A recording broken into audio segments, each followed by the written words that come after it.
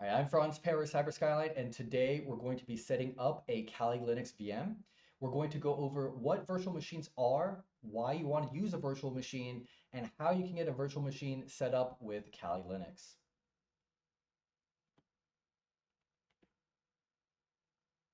So let's start first with what is a virtual machine. So a virtual machine is it's like a computer inside your computer.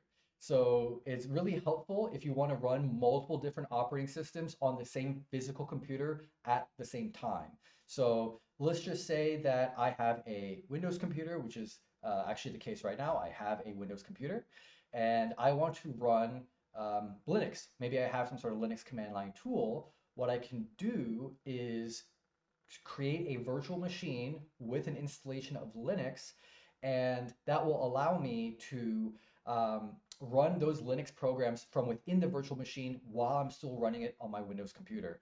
And you can actually see, I have a little bit of a diagram here where I've got my computer in the center here of the slides, and I've got these different applications running. I've got Firefox running. I've got Spotify running. And I also have a virtual machine with Linux running in there as well. And so when you run a virtual machine, it's going to look like any other application inside your computer, but that application is going to be a whole other operating system, a whole other computer, which is really cool. Now, to be able to use virtual machines, we're going to need something called a hypervisor. And a hypervisor is some software which actually lets you manage and host these virtual machines. So basically what it is doing is that it is providing the interface for the virtual machine to like operate as it would on a normal computer. So the operating system on a device, it's going to try to talk to the physical hardware that you have on your computer. The hypervisor is going to pretend to be that physical hardware so that the actual operating system that you're running inside your virtual machine can't tell the difference to some extent. It tries to make it kind of like transparent so that no custom changes have to be made on the applications or the operating system to work within the virtual machine. So a couple reasons why you want to use virtual machines. These are the three most common reasons. One, sandboxing. So if you're watching this, you might be participating in some of our capture the flag events like the National Cyber League. Well, in general, and especially during CTFs, you want to do your security work separate from all of your other normal day-to-day stuff. So if I'm running my Windows computer here and I'm going to be playing around with some malware and maybe trying to find like reverse engineer it, I probably do not want to be going in and running that on my main computer. That's a bad idea, right? Because you have to assume that you can't trust that. I can tell you that you can trust us, but who knows what's out there. So you want to have a sandbox so that if you run that malware and something goes bad, it's not messing up your main computer, it's messing up your virtual machine. And it's okay because if something goes bad there, it doesn't mess up your life. That's the main benefit from using a sandbox. Second reason is snapshotting. So this is basically the undo feature. So if you've ever done something really stupid like um, I don't know. This is mainly an issue with Linux, but like a Windows, maybe you like mess up some registry keys. Maybe you deleted some important system files. Uh, you just like uninstalled something that you didn't want to uninstall. The snapshots let you go back to a specific point in time instantly. Like I know Windows and Mac OS X and all the different operating systems, they have their own like recovery functionality. That recovery functionality is not an exact snapshot. It's not perfect, and it also takes way longer. Snapshots are really, really fast.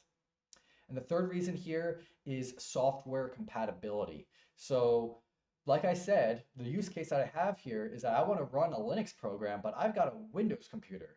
And I want to be able to run like full GUI interface, everything Linux, the way that I like it normally is run, but I've got Windows, and so I can either get another computer and install Linux on there, or maybe I do a dual boot, so I got to restart my computer every single time I want to switch between Windows and Linux. Virtual machines allow you to run two operating systems at the same time on the same physical computer, and that helps you run those software programs that are not going to be compatible with your primary operating system.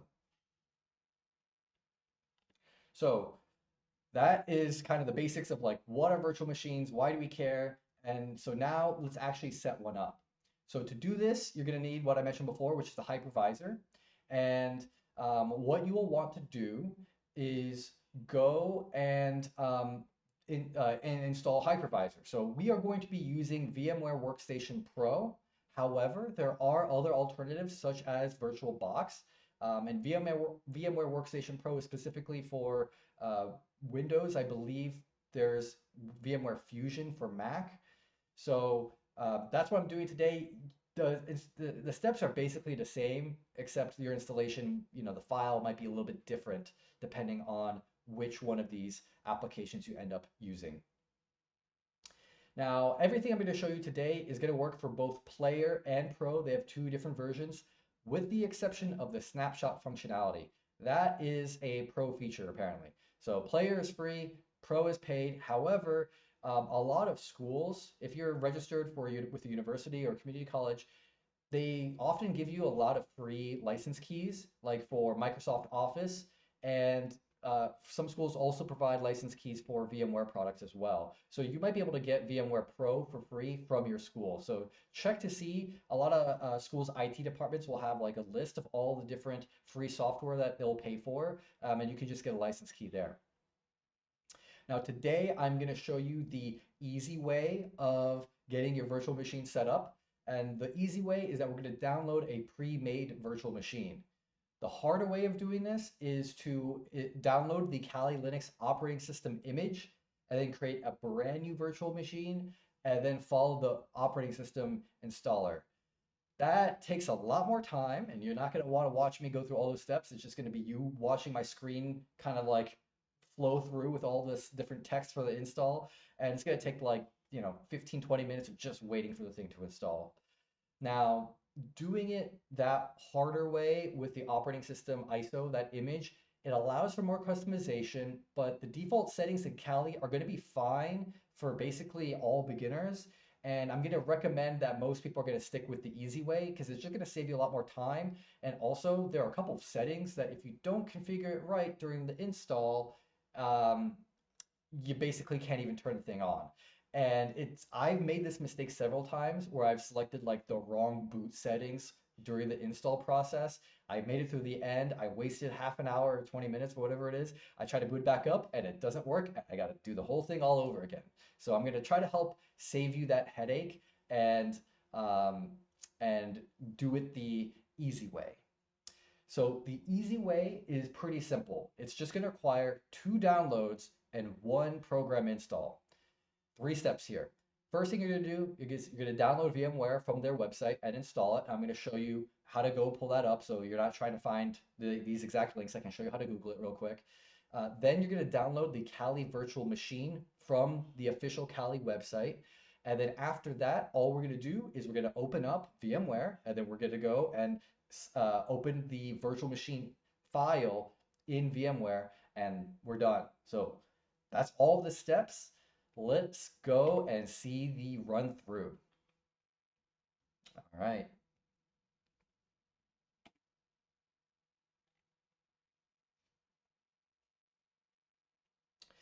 So the first thing I'm going to go do is I'm going to open up trusty Google over here. And I mentioned that there are a couple of things that you need to download. So I'm going to show you what you need to actually search for and download. So we're going to go search for VMware Player. This is it, VMware Workstation Player. And then there's a download for free option. And go to downloads and then download now. You're going to want the one for, I'm on Windows, so I'd want the one here for the Windows 64-bit operating systems. And then I just go and download that. Now, I've already installed this on my computer to save us some time. So what I'm going to do is I'm just going to open up VMware Workstation when we get to that point. But right now, we need to go look for the Kali Linux virtual machine. So I'm just going to Google Kali Linux download. and go to the page for downloading Kali Linux. If you scroll down, there's a section for virtual machine images. So I'm going to click on that. It takes me to this site. And a second, where is it taking me? All right. So choose your platform. I want a virtual machine.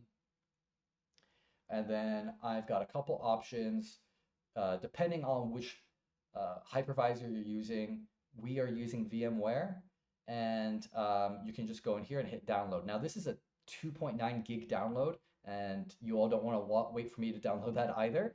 So I already have it downloaded, so we can skip this. But those are the two things you need to install. You need to install VMware Player or VMware Pro, and then you need to then you have to go and download the virtual machine itself. Cool. All right. So let me then go and open up VMware. So this is my VMware Workstation Pro. I am going to go to File. And let me see if I can zoom in a little bit more, maybe. Ah, doesn't look like I can do that. Oh well. So I'm going to go to File, and then I'm going to go to Open.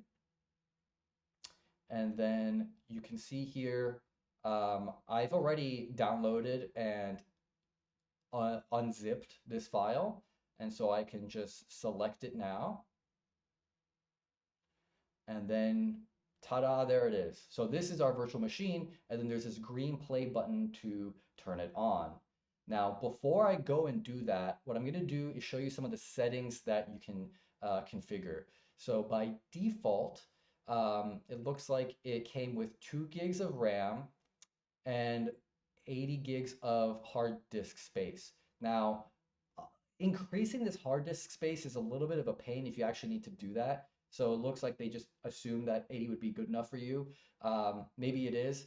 It should only be a problem if you have like tons and tons of word lists, but I think for most people, you should be fine. However, you probably want to increase the amount of memory in here. Now, keep in mind, this memory doesn't come from like the sky. This is pulling from the memory that's installed on your computer. So if you've got like, if you only got like 4 gigs of RAM, which hopefully you don't have a computer that only has 4 gigs of RAM, half of your RAM is going to be going to this virtual machine if this virtual machine has 2 gigs. So that leaves 2 gigs for the virtual machine and 2 gigs for everything else. I would generally recommend, especially if you're going to be doing some light password cracking, increasing this to at least 4 gigs of RAM. And you can even go higher than that, but just keep in mind the physical limitations of your computer. So if your computer's got 16 gigs of RAM, don't give your virtual machine 16 gigs because then everything's going to be slow because you don't have enough RAM to run both your main operating system, your host operating system, and the virtual machine at the same time. So what I am going to do now that I've increased my memory is I'm just going to hit the play button, and it has booted up. So I'm just going to start it in normal mode.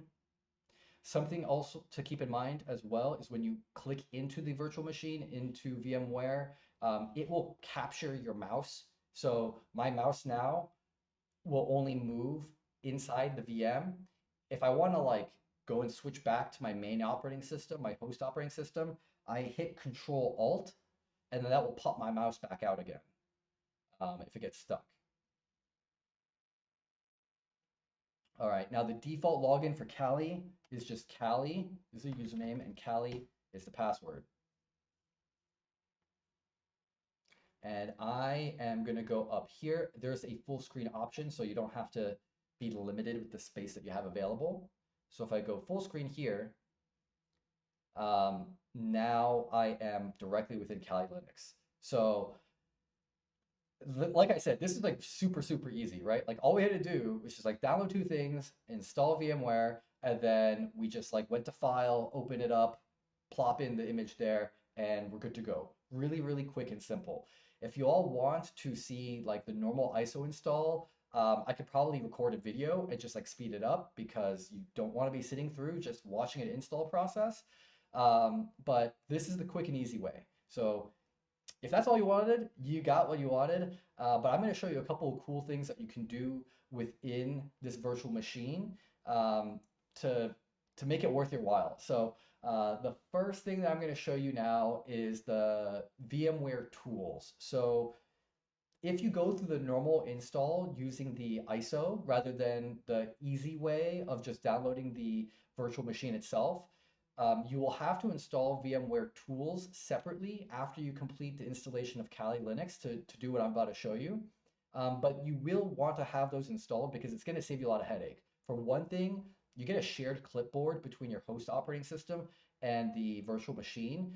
So you can copy and paste between the two because otherwise, it's a pain to actually be able to copy something back and forth between the two operating systems.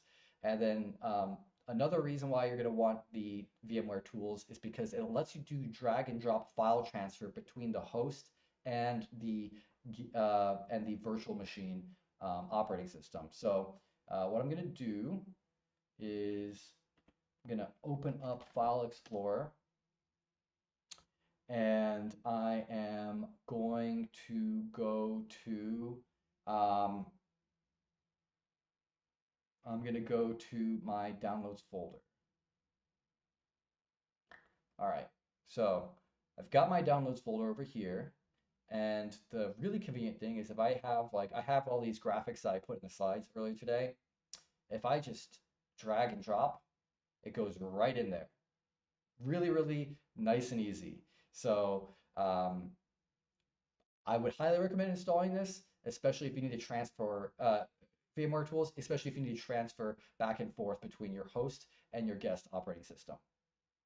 Now, the other feature that's really nifty is the ability to take snapshots and revert.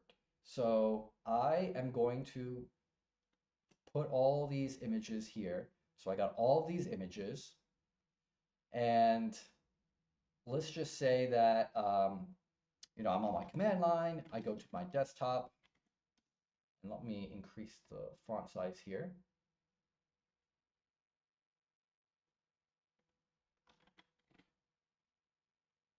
Okay, so let's just say I'm on my command line. I'm in my desktop, and I'm going to mess around with the command line here, and I don't want to make any mistakes and mess myself up. So I am going to take a snapshot first. So I go to File, I go to VM, Snapshot, Take Snapshot. And I'm going to say, safe state is the name of the snapshot. Only takes like a couple of seconds here. And then what I'm going to do is I'm going to accidentally, quote unquote, delete all of these images permanently using RM.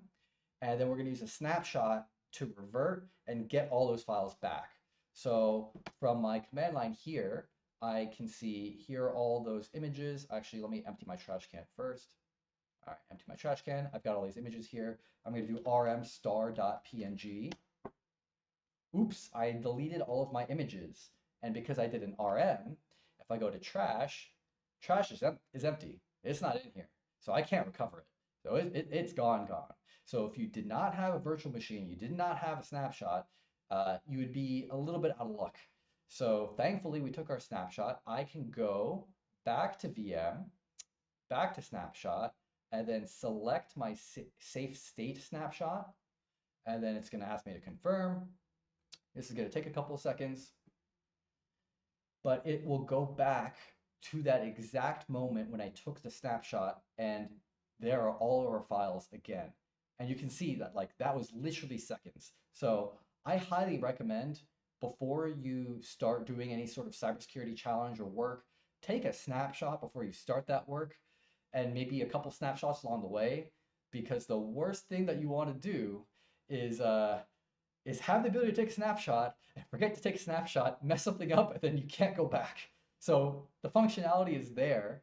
Please use it. Please take a snapshot because I cannot tell you how many times I've fat fingered a command, deleted something I wasn't supposed to delete, or changed a setting that I didn't know how to undo. And this snapshot functionality has saved my bacon so many times. So highly recommend that. Now keep in mind the snapshot functionality is only for the VMware tools, for the VMware like software. It's only available for Pro. So if you only have player, you don't have snapshotting. But I am still using my VMware workstation license from when I got it for free back in college, like years ago. So try to see if your school is going to give it to you for free. If not, I honestly think it's worth spending a little bit of money for it, or you can use a trial. But it's super helpful to take those snapshots. And I would never do any CTF challenge not inside a virtual machine and not snapshot it before I actually like started messing around with it. So highly recommend that. But that was just a quick tutorial on how to get set up with Kali Linux in a virtual machine. I hope you all found that helpful and good luck out there.